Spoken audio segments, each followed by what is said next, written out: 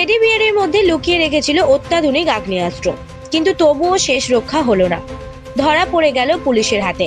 জয়নগর থানার পুলিশ গোপন সূত্রে খবর পেয়ে জয়নগর থানার পুলিশ তল্লাশি চালিয়ে উদ্ধার করে 7mm পিস্তল। ঘটনাটি ঘটেছে দক্ষিণ 24 পরগনার জয়নগর থানার হাসানপুর এলাকায়।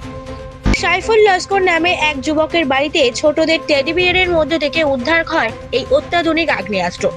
জয়নগর থানার এসআই সায়ন ভট্টাচার্যের তৎপরতায় উদ্ধার হয় এই বন্দুক ও ম্যাগাজিন। গ্রেপ্তার হয়েছে সাইফুল। পুলিশের দাবি, ধৃতের বিরুদ্ধে বহু অসামাজিক কাজে যুক্ত থাকার অভিযোগ আগেই জেলার বিভিন্ন থানায় দায়ের করা হয়েছে। বন্দুকটি বিক্রির জন্যই নিজের বাড়িতে মজুদ রেখেছিল অভিযুক্ত। ধৃতকে বারুইপুর মহকুমা আদালতে তোলা হয়েছে। নিজেদের হেফাজতে নিয়ে এই ঘটনায় আরও তদন্ত করতে চাইছে পুলিশ।